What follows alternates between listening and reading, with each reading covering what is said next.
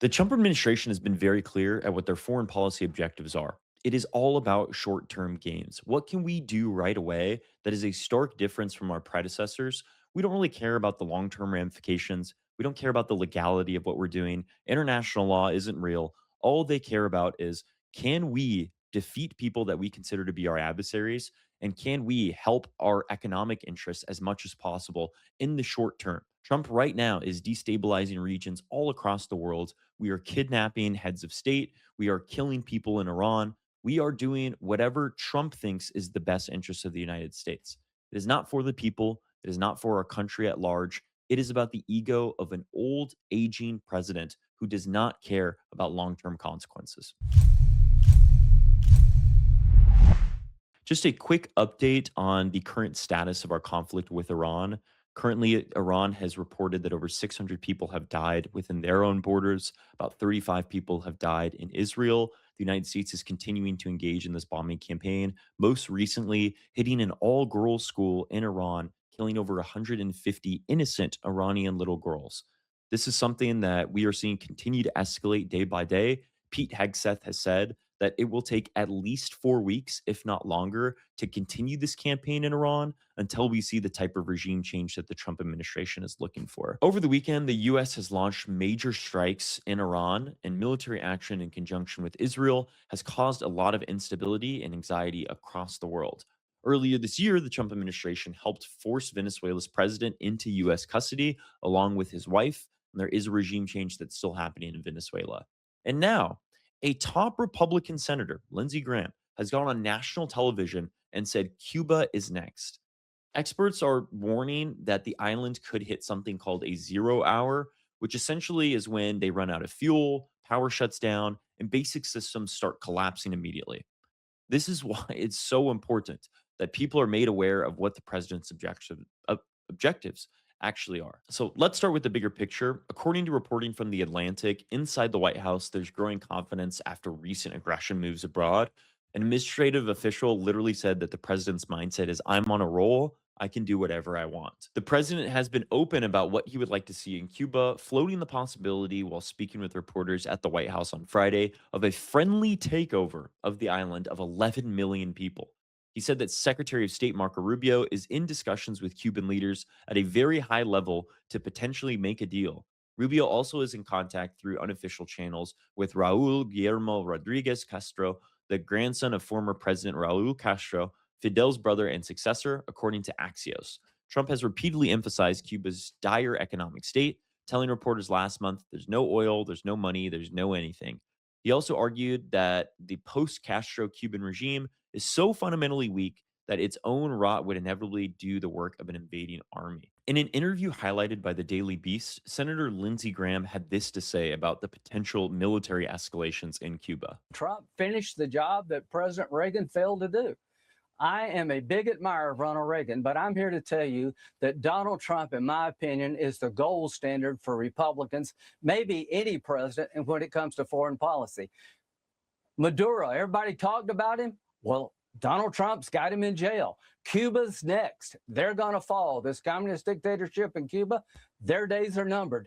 The Iranian regime, the mothership of international terrorism, is about to collapse.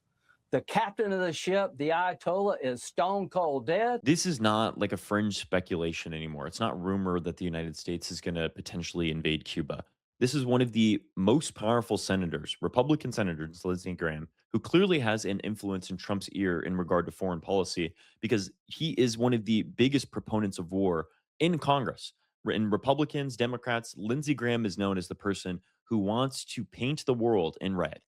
And he apparently has influence on the most powerful person in the world, who all he needs to do is get his ego stroked a little bit before he is willing to do whatever. At the center of all of this is Secretary of State Marco Rubio, who multiple reports have been showing that he is having continued conversations with high level Cuban officials, both within the Cuban government and those that are in Cuba's economic elite. Reporters and Trump has told reporters that Rubio is working on a potential deal, but Rubio's position has been very blunt. Cuba needs to change. They need to become a puppet government of the United States. They need to help us in what we need economically, and they can no longer pose any opposition to Western markets. That is something that Rubio has doesn't have any concessions for. He wants a full outright regime change. And if Cuba's not willing to comply with those demands, it seems that military action will be employed. The United States has already authorized interceptions of vessels that are heading to Cuba. It's also threatening tariffs on countries that are supplying Cuba with oil. We know that the embargo and economic sanctions on Cuba have already economically crippled the country. And these tariffs and stopping any allies of Cuba will just further impoverish those that are citizens there of that country. You can be ideologically opposed to a country or how it runs, but if you are applying economic sanctions at the level the United States is, you are intentionally trying to starve out the civilian population in order to start an uprising. And that doesn't work. You're not going to get the energy of the people if they don't have basic nutrients to actually supply that energy. The administration has even declared a national emergency tied to Cuba's alleged security risk. The strategy is really simple: cut off all of the fuel that's going to the country, cut off all of their money, and force the system to collapse. The numbers are absolutely brutal. Cuba needs roughly 22,000 barrels of fuel per day just to maintain basic operations. And humanitarian allowances only allow for a small fraction of that.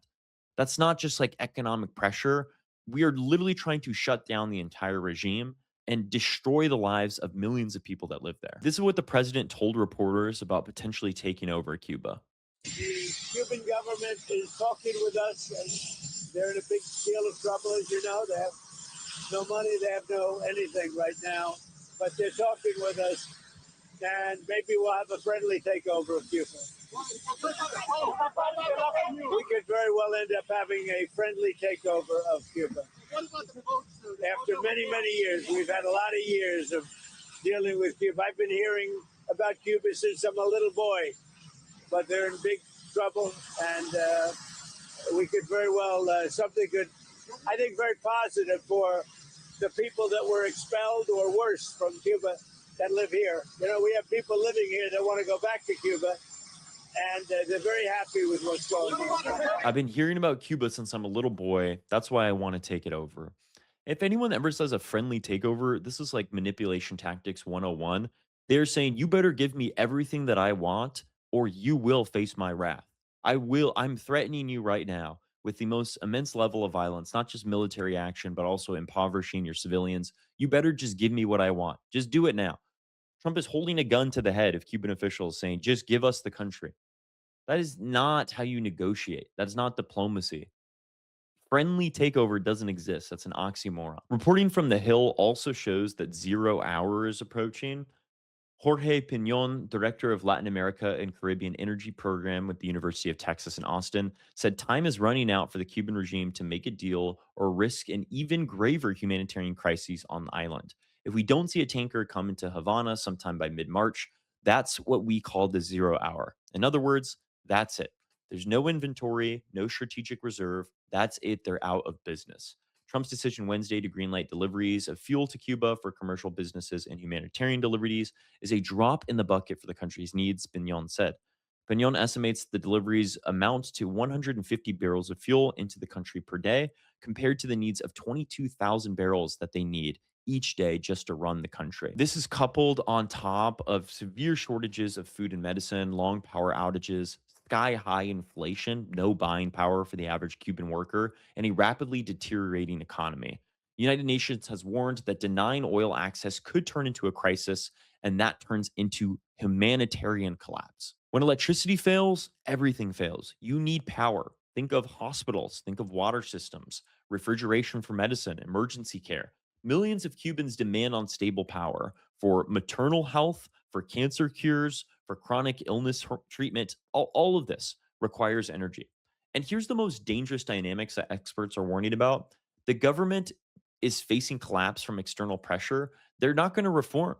If you view Cuba as an authoritarian government, destroying their economy and making their population as anxious and insecure as possible isn't going to lead to a revolt, as the Trump administration continues to say will happen. If anything, this strengthens the reins of authoritarian leaders. Those that are authoritarian use these types of emergencies that are put in place from external pressure to justify further repression of those people. One historian told The Atlantic, in a police state, leaders who fear losing power have no incentive to give up that power because they control all of the weapons and all of the institutions that actually lead to any resistance to that external pressure. And here's what Americans need to understand: Cuba is not like across the world, it is 90 miles away from Florida. If you're going 60 miles per hour in a car, I mean, imagine that there's a freeway that leads you to Cuba. That's literally like the time of one movie to get there. It is so close. If this state destabilizes, a mass migration crisis will follow. Again, this is the administration that is against refugees coming into the country. What do you expect? You expect 11 million people to just continue to face repression during a war with Cuba? That's going to create a migration crisis again to Florida. Tens of or even hundreds of thousands of refugees could attempt to cross. Border and emergency services will completely be overwhelmed. Even the administration's own analyst acknowledges this risk. A Cuba turmoil could trigger a major influx of migrants to the United States, an administrative official told to The Atlantic. Here's another problem. Unlike Venezuela, Cuba has very little organized political opposition left after decades of repression from the government, which means that in a collapse, there's not like an automatic change into somebody that can take over the country. It will literally lead to a puppet government that the United States is left running. Right now, the administration is justifying external pressure on Cuba by saying that it's forcing change, but every historical precedent shows otherwise. Sanctions and economic strangulation rarely produce clean political shifts. All it does is further repress people that the own administration is claiming are victims of a repressive regime. We are actively impoverishing people that already apparently don't have rights in their own government, that are being oppressed by an authoritarian regime, and now have the most powerful country in the world threatening them with economic impoverishment. This produces instability, it produces humanitarian crises, and the consequences that happen from this spill out beyond Cuba's borders into other countries as well. After our military aggression in Iran, after unprecedented level of aggression in Venezuela, we are now seeing the same instability happen in our own backyard.